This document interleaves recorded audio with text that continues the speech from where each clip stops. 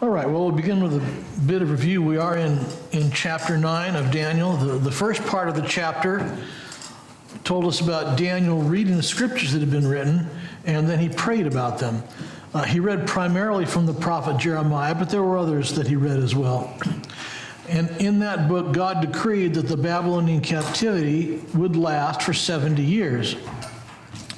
Well, this corresponded to the number of Sabbath years that the Israelites had neglected to rest while they first came into the land that God promised them. God said the land would enjoy its Sabbaths eventually, even if it meant that Israel would be removed from the land and dispersed to other nations. Well, Daniel recognized that those 70 years were almost at an end. As a result, much of Daniel's prayer is a confession for his sins and the sins of his people. He confesses that they have done wrong and disobeyed God. Daniel then prays that God would remember his promise to his people. He appeals to God's character. He does not want God's name defamed among the people or the onlooking heathen nations. He asks that God would make his face to shine upon his people. He is concerned for the glory of God and the sake of his name. Well, then last week we saw that God sent Gabriel to answer Daniel's prayer. Gabriel told Daniel that he received the command to go down, quote, at the beginning of your supplication. So God was answering Daniel's prayer before he even finished calling on God. And this is what God does in answering our prayers as well, before we finished asking. We said that we'll approach this section, called by some as the backbone of Bible prophecy, by trying to make plain sense of what the text says. There is some symbolism here, but when there's a clear meaning, we won't look for another. Gabriel told Daniel that 77s, or 7 periods of 7 years, had been decreed and would be completed. Gabriel listed 6 things that would be accomplished during this period. They're listed as follows in the second half of verse 24 that we reviewed them last week. They'll finish the transgression, put an end to sin, atone for iniquity, bring in everlasting righteousness, seal both vision and prophet, and anoint a most holy place. And we said the first 3 accomplishments involve dealing with human rebellion in all its forms, whether it's transgression or sin or iniquity, using different words for different variations of that sin. Jesus provided the solution at the cross with his once-for-all atoning death, but the ultimate elimination of sin awaits his second coming. This prophecy looks to Christ in both his first and second coming. Now, the second 3 accomplishments that were listed there complete God's plan and bring righteousness to his people. Daniel's prayer was concerning the deliverance of his people out of Babylon in that captivity. God's concern was Israel's deliverance from a much greater bondage than was the bondage to sin. That deliverance will be accomplished through the work of Christ in his first and second coming. Well, tonight we're going to continue to look at the 77s of the prophecy. So let me read again. We'll backtrack a little bit all the way back to verse 20 so that we get in the whole part of this section. We'll read to 27. And if you'll just note any important words there, we'll do that for our overview tonight. All right, Daniel 9, verse 20.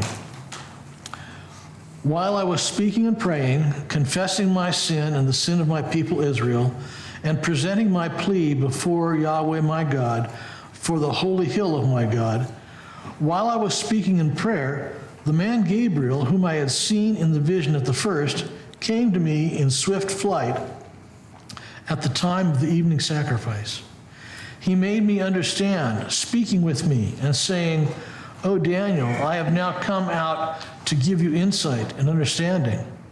At the beginning of your pleas for mercy, a word went out, and I have come to tell it to you. For you are greatly loved. Therefore, consider the word and understand the vision.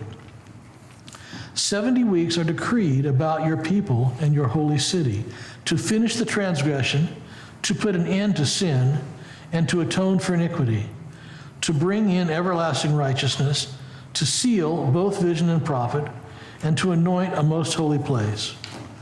Know therefore and understand that from the going out of the word to restore and rebuild Jerusalem, to the coming of an anointed one, a prince, there shall be 7 weeks.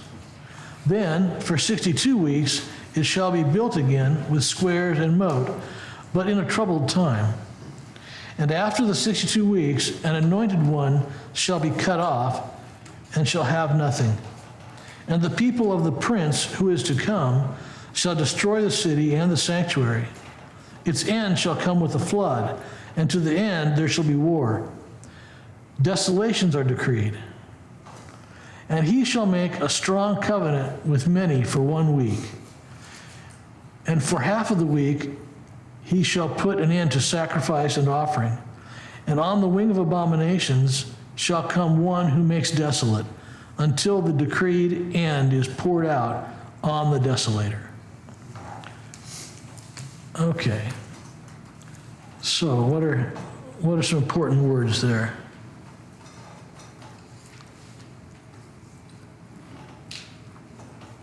What a desolation.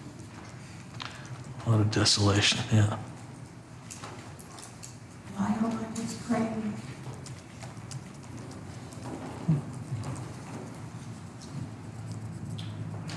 Something. A lot of 7s. Understand. Yeah. Your great love. Your great love? Great love. I missed the You are greatly loved. Oh, you are.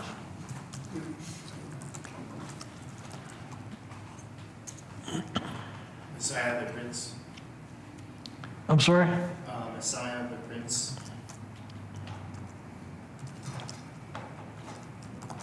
Okay. Okay, great.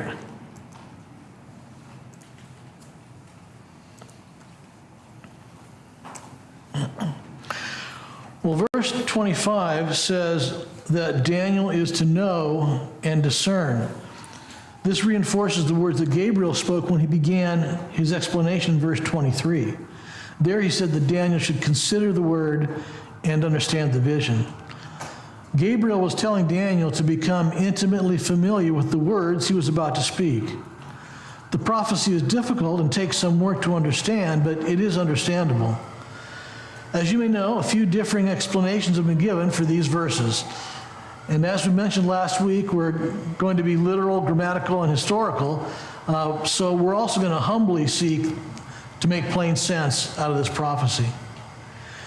Gabriel gives us a time frame and sets the beginning point as the going out of the word to reinforce and rebuild Jerusalem.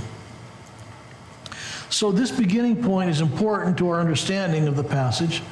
Scripture mentions 4 decrees that take place around this general time, and we'll review what they are, and they come into play for different people in their viewing of what this time frame is all about. So the first one is the decree of Cyrus. I think we've touched on this a couple times in our study, but it's when Cyrus allows some of the Jews to go back and rebuild the temple. So somebody has 2 Chronicles 36, 22 and 23. Now in the first year of Cyrus king of Persia, that the word of the Lord by the mouth of Jeremiah might be fulfilled, the Lord stirred up the spirit of Cyrus king of Persia, so that he made a proclamation throughout all his kingdom and also put it in writing. Thus says Cyrus king of Persia, the Lord, the God of heaven, has given me all the kingdoms of the earth, and he has charged me to build him a house at Jerusalem, which is in Judah. Whoever is among you of all these people, may the Lord his God be with him. Let him go up. Okay, so that's the first decree that some people consider to be the decree mentioned by Gabriel. The second one is a decree made by King Darius in 520 BC. We read of that in Ezra 6, verses 1 through 3, and then verses 6 and 7. Then Darius the king made a decree, and search was made in Babylonia in the house of the archives, where the documents were stored, and in Ecbatana, the citadel, that's in the province of Media. The scroll was found on which this was written, a record. In the first year of Cyrus the king issued a decree concerning the house of God at Jerusalem. Let the house be rebuilt, the place where sacrifices were offered, and let its foundations be retained. Its height shall be 60 cubits, and its breadth 60 cubits. And then, let's see. Now therefore, Hanani, governor of the province beyond the river, Shethar-Bozane, and your associates, the governors who are in the province beyond the river, keep away. Let the work of this house of God alone. Let the governor of the Jews and the elders of the Jews rebuild this house of God on its site. Okay, then the third decree that was given around this general time frame was by King Artaxerxes in 457 BC, and that's in Ezra 7:11-13. Now this is the copy of the decree which King Artaxerxes gave to Ezra the priest. The scribe learned in the words of the commandments of the Lord, and his statutes are Israel. Artaxerxes, king of kings, to Ezra, the priest, the scribe of the law of the God of heaven, is perfect peace, perfect peace, one peace, and now. And I have issued a decree that any of the people of Israel and their priests and the Levites in my kingdom who are willing to go to Jerusalem may go with you. Now, I don't know if you noticed anything common in those first three decrees, but did you notice what they dealt with? What was the decree to do? Did you pick that up?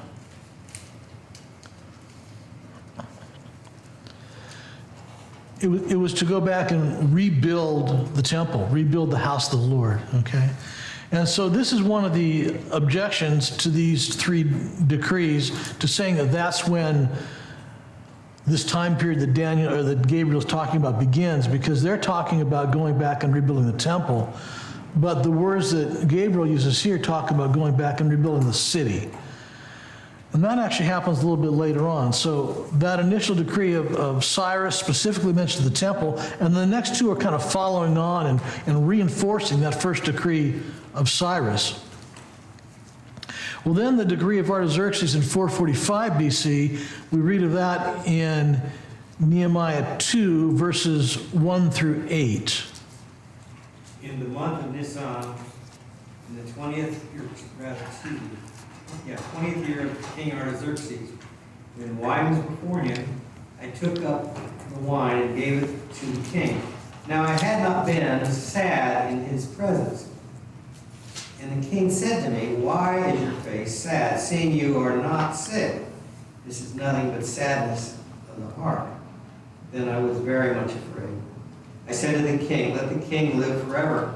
Why should not my face be sad when the city, the place of my father's graves, lies in ruins, and its gates have been destroyed by fire?"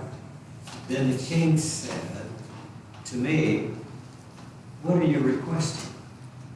So I prayed to the God of heaven, and I said to the king, "If it pleases the king, and if your servant has found favor in your sight, that you send me to Judah, to the city of my father's grave, that I may rebuild it." And the king said to me, the queen sitting beside him, "How long will you be gone? And when will you return?" So it pleased the king to send me when I had given him a time.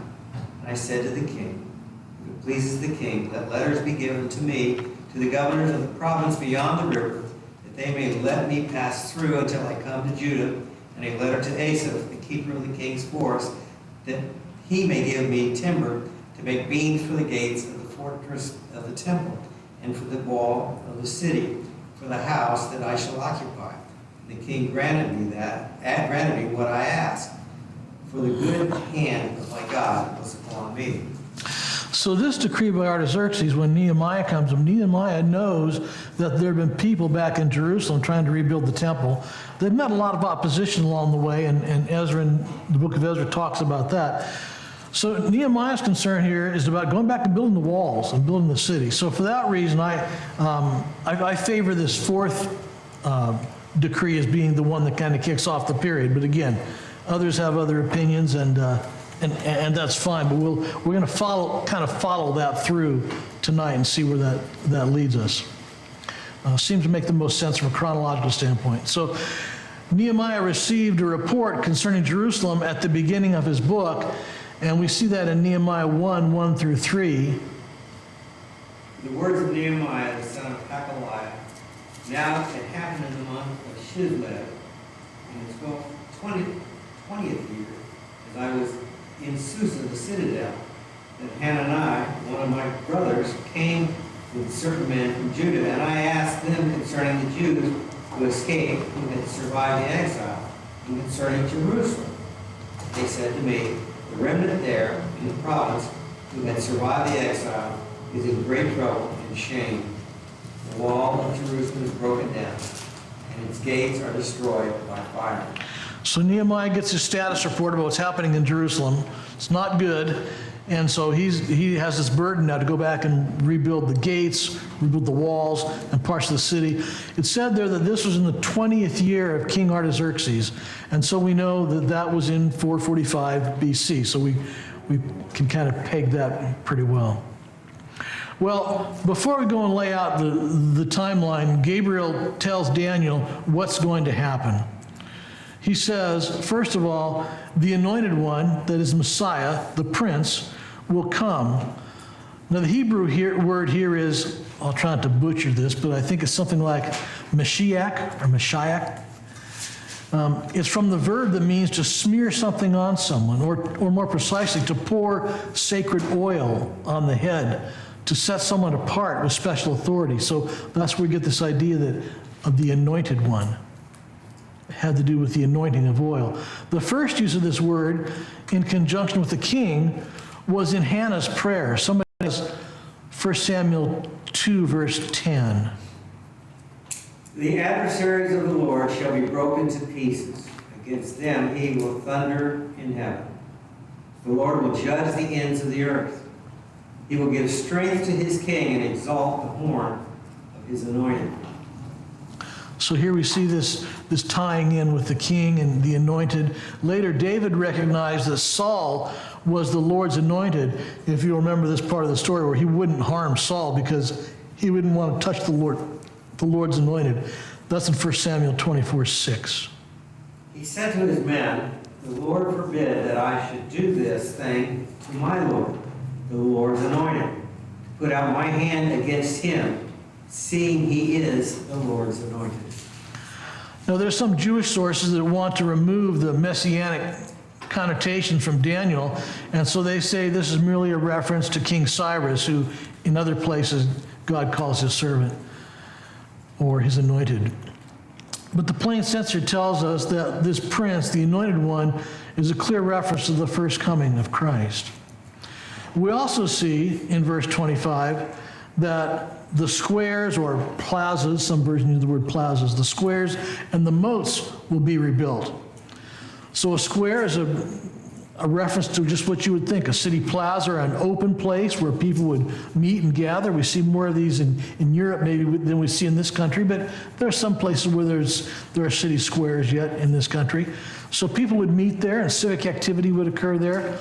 And of course, the moat is that defensive trench that's built around the city to help with the defense. And sometimes the idea of the moat and the walls are kind of used in conjunction, or not quite interchangeably, but they're used together because they both represent this defensive structure around the city. So generally, the squares are a reference to the inner city, and then the moats are a reference to this outer defense, which would include the walls. So Jerusalem would be rebuilt, and it would happen in troubled times. We see one example of this in Ezra 4:11 through 16.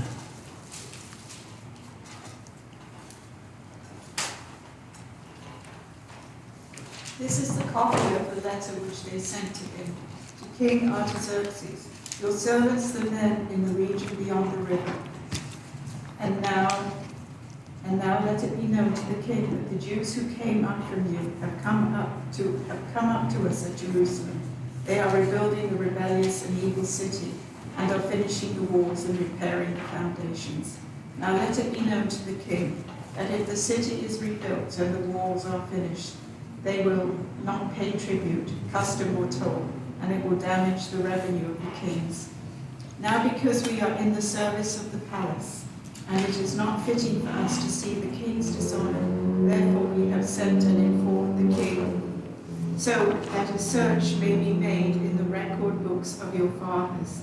And you will discover in the record books and learn that the city is a rebellious city and damaging to kings and provinces, and that they have incited revolt within it in the past days. Therefore the city was laid waste. We inform the king that if the city is rebuilt and the walls finished as a result of you, you will have no possession in the province beyond the river.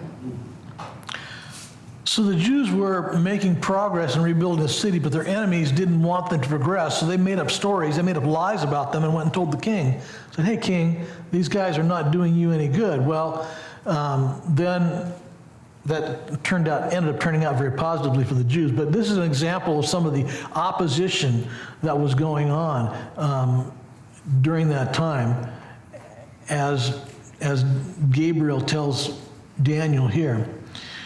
So the enemies of the Jews were trying to get them to stop building the wall, and Nehemiah 4:15 to 18 describes again this opposition they encounter when they're rebuilding the city. When our enemies heard that we knew of their plans and that God had frustrated them, we all returned to our work on the wall. But from then on, only half my men worked while the other half stood guard with spears, shields, bows, and coats of mail. The officers stationed themselves behind the people of Judah who were building the wall. The common laborers carried on their work with one hand supporting their load and one hand holding a weapon. All the builders had a sword belted to their side. The trumpeter stayed with me to sound the alarm. So Gabriel tells Daniel that the squares and the moats will be rebuilt, but they'll be rebuilt in times of distress. And we see here from these accounts in Ezra and Nehemiah that that's exactly what did happen. So God is telling Daniel through Gabriel when the Messiah will come. Remember in verse 19, Daniel prayed for an answer for his people and his city. So these words are first and foremost directed to the Jews and Jerusalem. So when will the Messiah come to his people? Gabriel says it will be 7 weeks and 62 weeks. Now, the ESV translation here is a little misleading in this verse. Without getting too deep into the weeds, the ESV relied on some Masoretic texts that were written between 500 and 1100 AD. And in these documents, they add an accent in this verse. And so the ESV translators decided that meant they should put a period into the middle of the sentence. And the RSV followed the same practice. And that simple change gives us some issues, and we'll take a look at that. So let's look again at that last verse in verse 25, and I put it up here on the overhead. Here it is in the ESV and the RSV and a few other versions. It reads like this. Know therefore and understand that from the going out of the word to restore and build Jerusalem to the coming of an anointed one, a prince, there will be 7 weeks. And for 62 weeks it shall be built again with squares and moat, but in a troubled time. So, when does the anointed one come?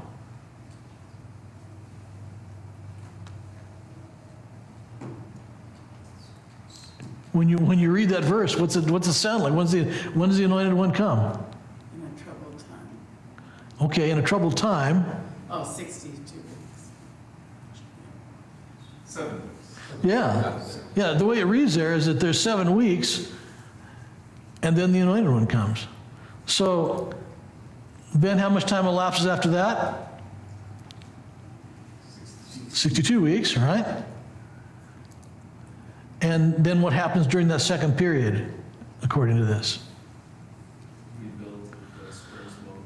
Yeah, rebuild the squares and moats, it'll be a troubled time, okay? So the reading of this, because it's a period right there after 7 weeks, it really gives us the idea that the anointed one's coming after 7 weeks, right? Okay. So let's take a look at this now I picked the NIV, but the New American Standard and Legacy Bible, there are many other translations, King James, many others, have this kind of a reading. We'll see the difference here. So you are to know and understand that from the issuing of a decree to restore and rebuild Jerusalem until Messiah the Prince, there will be 7 weeks and 62 weeks. It will be built again with streets and moats, even in times of distress.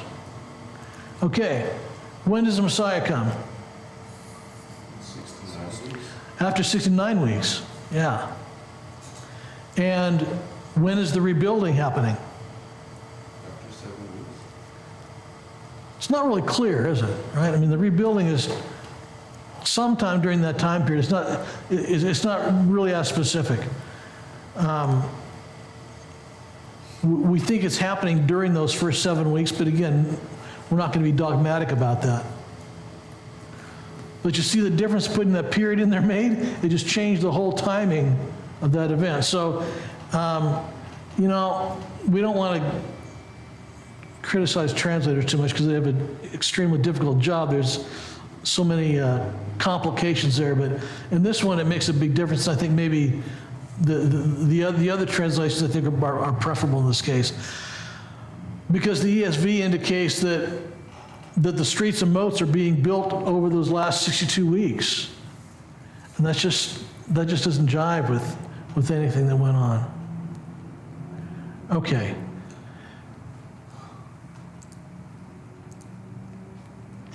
So we see then Messiah will come 69 weeks after the decree to restore and rebuild Jerusalem.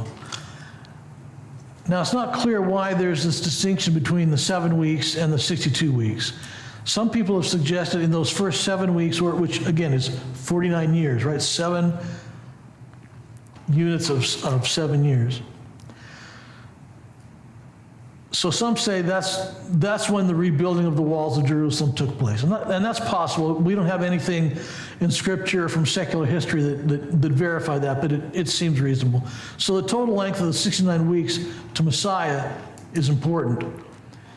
Now, there are 4 major views of how we interpret this time frame, and there are probably untold nuances within each view. So I want to try to give you a high level of what some of these views are, and so that you're kind of informed of what they look like. So the first view is called the Maccabean view, and this view believes that the 69 weeks, or actually the 70 weeks, begin when the Babylonian captivity begins.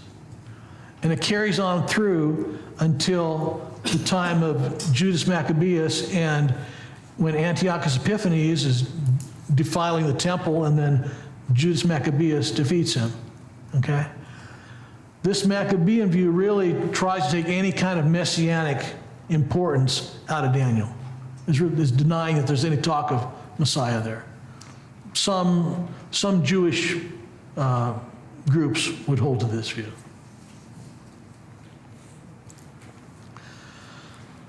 Second view is called the preterist view. We encountered this word preterist when we were in Luke, because some had a preterist view of the Olivet Discourse.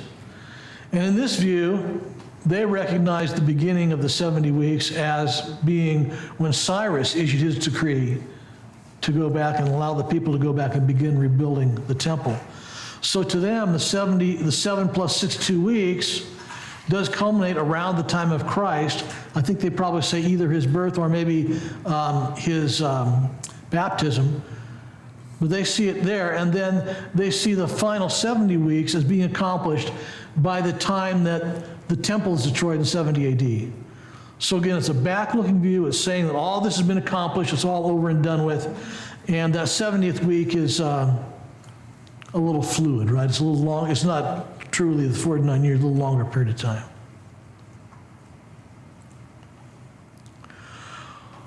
The third major view is called the covenantal view, or sometimes it's called a reformed view. Here again, they believe that the 69 weeks begin with a decree of Cyrus in 538 BC. It ends with Christ, the time of the end of his life, the triumphal entry. And then they see the 70th week is really just symbolic language. They see it's a metaphor for the age in which we now live. And so that 70th week will end when Christ returns. And as you might imagine, this is a view that amillennialists would have, because they're not looking toward a millennium. And the fourth view is a dispensational view. And this view says that the 69 weeks began when Artaxerxes issued his command to go and rebuild the city. It ended on the day of the triumphal entry, when Jesus went into Jerusalem. And then dispensationalists believe then there's a gap in time. And there are some indications of that in Daniel. We'll address that here in a minute. And then dispensationalists say that at some point in the future, there will be a 70th week, or a 7-year period of time, referred to as the tribulation. Some only refer to the last half as the Great Tribulation. Others would refer to the entire 7 years of the tribulation. And then there's an event in the middle of that week, and we'll read about that in Daniel, where the Antichrist breaks his compact. Now, having said this, there are all kinds of flavors within this, right? We're not even talking about the rapture. There's some people that believe the rapture is before, in the middle, and after the tribulation. And so others, dispensationalists, would say, well, no, it didn't kick off with Artaxerxes. It kicked off at some different time. So there are, I don't know how many versions. There's a wide variety of feeling. But just in general, these are the four major approaches, each with their own individual nuances within them. We're going to focus on the last view, because we think that makes the most sense. That's what we adhere to at ICC, and so that's kind of what we're going to be heading toward. So I'm going to mention a book that was written back in the 1800s. An Englishman, Sir Robert Anderson, wrote a book entitled The Coming Prince. And he did an extensive study of this 62 weeks, and going back in history and trying to find some dates. Well, in the 1970s, another scholar, Dr. Harold Honard, he led him to a slightly different beginning and ending date, but he arrived at a similar conclusion. Now, there's a lot of room to critique this work, and so we're going to approach it cautiously and humbly, but it has been regarded by a lot of scholars as authoritative, and so I'll present it to you, and then we can talk about it. As I said, there is room to critique it, because calendars and dates going back a couple thousand years are a little murky sometimes, and so there's room for some critiques here. I think the point is, it does appear that the Jews should have known the time of the first advent of Messiah. I think there was a way for them to understand the time that he was going to come. So here's a brief summary of what Anderson said in his book. So first of all, he says that the year is 360 days, because the Jews were observing a lunar calendar. So a lunar month being about 30 days, 12 months, 360 days. He uses the term prophetic year. Now, some people criticize that idea of a prophetic year, because we don't see that other places, but that's what he's using. So he has 360 days in a year. There are these 7 years, and then there's 7 years in one of these Daniel's weeks, right? Because a week is seven years per Daniel, and then there are 69 weeks. So 360 days times 7 years times 69 weeks is 170,880 days. I did warn there was going to be math, didn't I? Okay. I've got my- Maybe not this much. You got your calculator? Good. Yeah, it came exactly out to the Okay, well, thank you, good.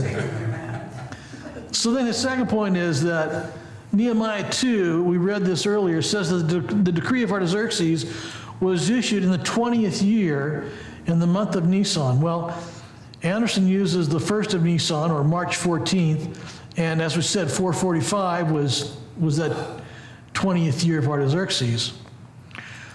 Well, then he jumps and he says, well, he doesn't address when Christ was born. Rather, he says, if we go to Luke, Luke tells us that John the Baptist begins his ministry, and so Jesus also begins his ministry in the 15th year of Tiberius.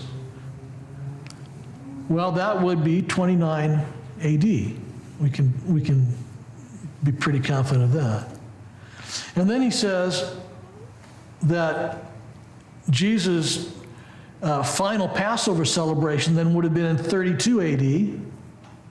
And so the Sunday before that Passover, that triumphal entry, would have been on April 6th or 7th of 32 AD. And then he wraps it up here. So he takes the time between March 14th, 445, and April 7th and 32 AD. He adds in some days for leap years, and then for this time from March to April, and he comes up with that same number, 173,888. Okay? So again, a lot of people have, tried to critique this and criticize it, but I think it bears at least laying it out there that somebody went to the effort and was able to reconcile this down to the day. The triumphal entry, wasn't that the end of the covenant? Wasn't that the actual end of the covenant of the Jewish, when the leaders rejected him? Well, they've rejected their Messiah at that point. Yeah. And that's why it's significant that it's that day and not the crucifixion, for example. It's that That's day. what I'm trying to say. Yeah. That's interesting. That's the day, I think I'm going to talk about it a second here. So when Jesus enters in Jerusalem, he's presenting himself to his people as their Messiah. If you'll recall, up until now, they've tried to acclaim him a king and elevate him, and he's just shut them down. He said, no, my time has not yet come. Well, now he's presenting himself as Messiah, and we see this in Luke 19, 35 to 38. They brought him to Jesus, and they threw their coats on the colt and put Jesus on it. As he was going, they were spreading their coats on the road. As soon as he was approaching near the descent of the Mount of Olives, the whole crowd of the disciples began to praise God joyfully with a loud voice for all the miracles which they had seen, shouting, Blessed is the King who comes in the name of the Lord. Peace in heaven and glory in the highest. So Jesus gathers this great acclaim on that day as he enters Jerusalem, and as he did it, he's fulfilling the prophecy in Zechariah 9 through 10. Rejoice greatly, O daughter of Zion. Shout aloud, O daughter of Jerusalem. Behold, your king is coming to you, righteous and having salvation is he, humble and mounted on a donkey, on a colt, a foal of a donkey. I will cut off the chariot of Ephraim and the war horse from Jerusalem, and the battle bow shall be cut off, and he shall speak peace to the nations. His rule shall be from sea to sea, and from the river to the ends of the earth. So Jesus fulfills the messianic prophecy because he enters the city on the colt of a donkey. And this was the manner that a king would enter the city when they were coming in peace. They'd ride on their war horse when they were coming in battle, but they came on the colt of a donkey, and we saw David do this. He put Solomon on a donkey and had him enter as he comes in peace. So again, up to this point, Jesus put off the attempts to make him king, but this day he openly enters Jerusalem as the Messiah. And when he's criticized, remember he says, well, if they didn't shout, even the rocks would shout and cry out. This is his day. So there will be 69 weeks from the issuing of the decree to restore and rebuild Jerusalem to the coming of the Anointed One, a prince. once the 69 weeks ended, there are other events that would take place that Gabriel tells Daniel here. And it's important to note the timing in verse 26. It speaks of these events taking place after the 69th week. And this is why the dispensationalist view says there's a gap. There are things that are happening between week 69 and week 70. So we believe there's evidence of that here in this word from Gabriel to Daniel. It doesn't say these events are going to happen in the 70th week or to kick off the 70th week. So there's a strong argument for this position that there's a gap between week 69 and week 70. So it says that the anointed one shall be cut off and have nothing. This is a reference to the crucifixion.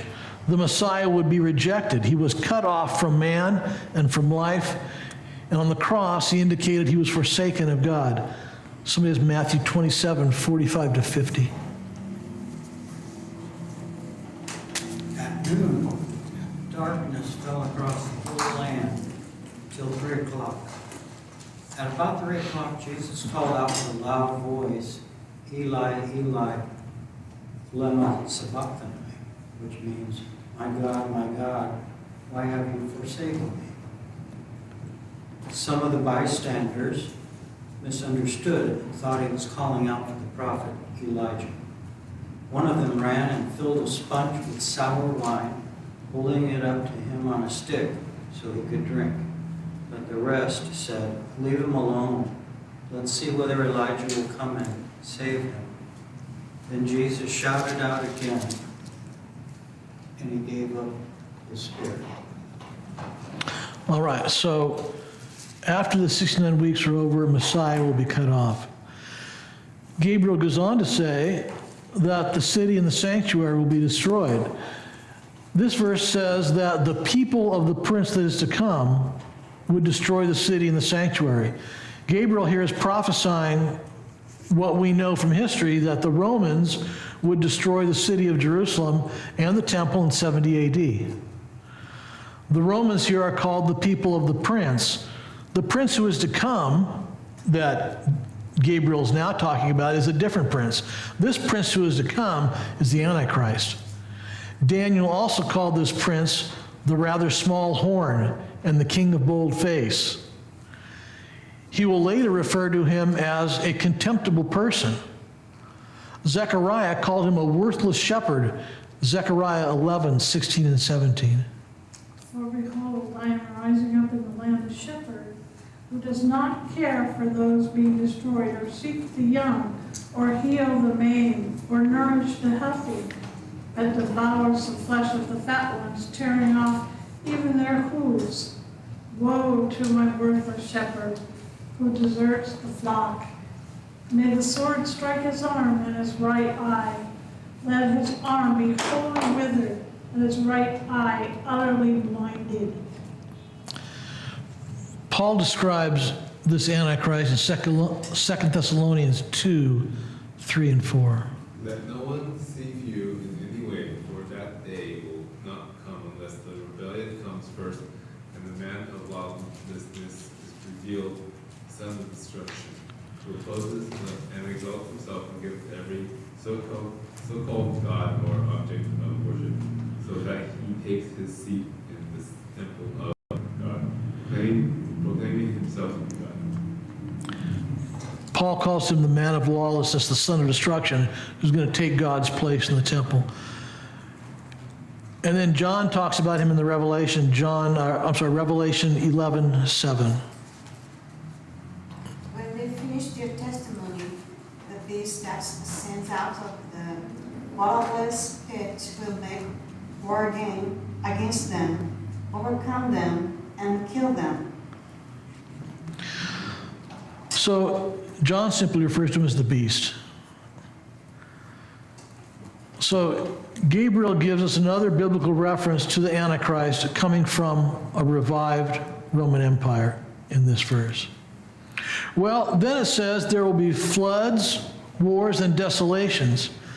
We know the Jews have certainly experienced a steady stream of war and desolations over the years, from the medieval Crusades to the Spanish Inquisition to Russian pogroms, Nazi Holocaust, and there's even rising anti-Semitism in our own day. All this happens in that gap between Daniel's 69th and 70th week, which, by the way, also corresponds to what we call the church age. This is the time of Gentiles coming into the kingdom. So consider Paul's words in light of this passage in Daniel, where Paul talks in Ephesians 3, 2 through 10. If indeed you have heard of this stewardship of God's grace which was given to me for you, that by revelation there is made known to me the mystery, as I wrote before in brief. By referring to this, when you read, you can understand my insight into the mystery of Christ, which in other generations was not made known to the sons of men, as it has now been revealed to his holy apostles and prophets in the Spirit. To be specific, that the Gentiles are fellow heirs and fellow members of the body, and fellow partakers of the promise in Christ Jesus through the gospel, of which I was made a minister according to the gift of God's grace, which was given to me according to the working of his power. To me, the very least of all saints, this grace was given, to preach to the Gentiles the unfathomable riches of Christ, and to bring to light that which is the administration of the mystery, which for ages has been hidden in God who created all things, so that the manifold wisdom of God might now be made known through the church and to the rulers and the authorities in the heavenly places. So this gap between week 69 and 70 is a wonderful time of salvation being extended to the Gentiles and the church and the mysteries that go along with that. Well, there's one more event that ends this gap and actually kicks off the 70th week. Verse 27 says, a covenant will be established. He shall make a covenant. Now, some think that this is a reference to either Christ or Antiochus Epiphanes, but a straightforward reading here shows that the he here is the prince who is to come, or the Antichrist. We're not given any details about the covenant, but it is with the many. Remember, this vision is for Daniel's people and Daniel's city. So the many here are the apostate Jews in the latter days. So this may be some kind of a peace treaty, or maybe a statement of religious freedom, or an agreement to protect Israel. We don't really know for sure. Take a look at 1 Thessalonians 5, 1 through 3. Now concerning the times and the seasons, brothers, you have no need to have anything written to you. For you yourselves are fully aware that the day of the Lord will come like a thief in the night. While people are saved, there is peace and security, then sudden destruction will come upon them, as labor pains come upon a pregnant woman, and they will not escape. So the suggestion there is that when that end comes, there may have been a time of peace, people calling for peace. So maybe this covenant that the Antichrist signs has something to do with peace or some tolerance for the Jews, but that comes to an end. The covenant marks the beginning of the 70th week, which is also referred to as the tribulation. Some would say that only the last half of those 7 years is the Great Tribulation. Generally, the whole 7 are referred to in that way. So the covenant, though, that the Antichrist signs will be short-lived. In the middle of the 7-year period, the Antichrist turns on the Jews, and he will put an end to the daily sacrifices and offerings. Well, we can reason from this that at some point before the middle of the 70th week, the temple in Jerusalem will be rebuilt, and the sacrifices will be reinstituted, because it says here that he's stopping those sacrifices. So the reasoning is that the temple is back on, and the sacrifices are back on. It says that the word wing is used here. The meaning is a little bit unclear, but it may refer to a portion or a wing of the temple. It's not really clear. But the word abominations is clear enough. The Hebrew word for abominations means disgusting, filthy, detestable. It's a term for anything that is detestable to God, and is particularly applied to idol worship. The Septuagint translates this Hebrew word, and it uses a word that means emitting a foul odor, So you get the idea of the unpleasantness of this word. The Antichrist will put himself in the place of God, and it is revolting to God. It will be a time of great terror. Well, there will be a decreed end. The 70th week will come to an end, and the Antichrist will be destroyed. We saw this before in Daniel 7, verse 11. I looked then because of the sound of the great words that the horn was speaking, and as I looked, the beast was killed, and its body destroyed, and given over to be burned with fire. And then John writes of this also in Revelation 19:20.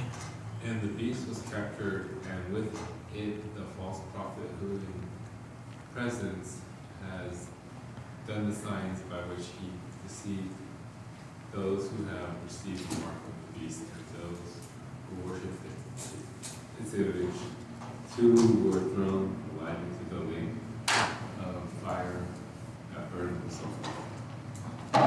So as we said, this passage in Daniel gives us the backbone, the outline of prophecy. It's later going to be added to by John the Apostle and Paul and others. Jesus himself will add to it in his speaking. But we can be encouraged by the parts of these prophecies that have already come to pass. And we can have faith that God is sovereign and in control, as we've seen throughout Daniel, and he'll bring this all about to his righteous conclusion. So let's think of a couple applications here. What do we see about God in this passage?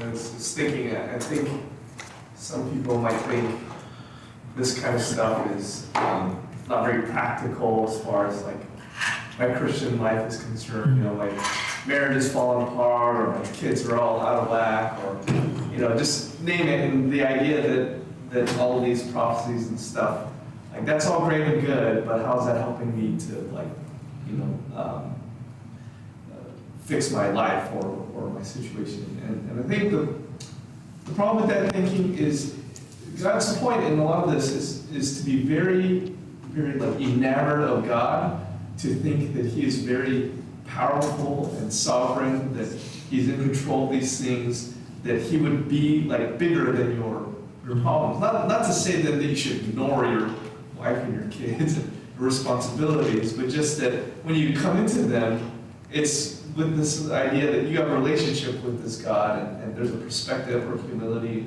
I need to have because I know this God, and He's the kind of God that has set these things out from the beginning, that causes the rise and fall of nations and all these things. That's why you need to know this stuff. If you want to put it that way, it's because it changes you. You knowing who God is and what kind of God He is, it should change how you approach your wife or your kids or difficult circumstances. And if you have just a very small God who's just there to be your buddy and help you get through life or something, then sometimes his advice is not practical. It's like lay down your life. Well, why is He worth that? If my friend told me as an average advice, we need to lay down your life and follow me, I just find another friend.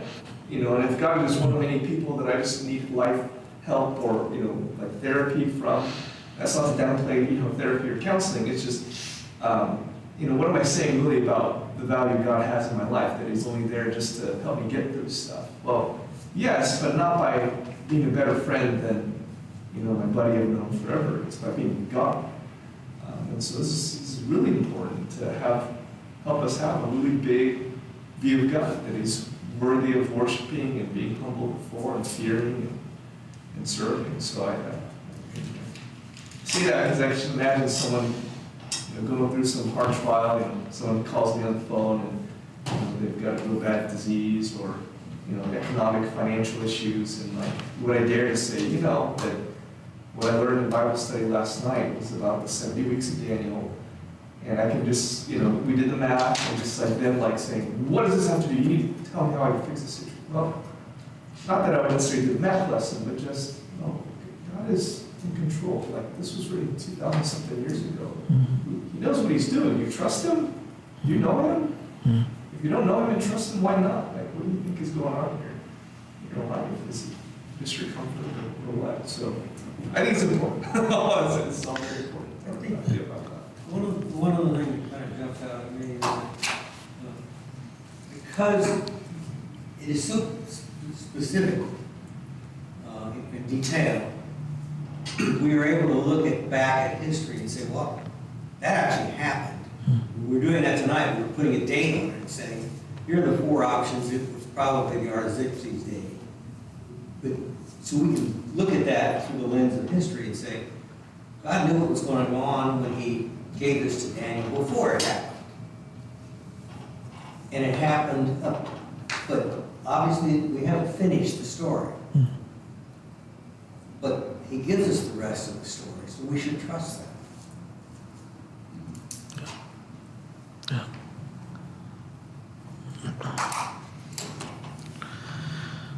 I think we've hit the second question already.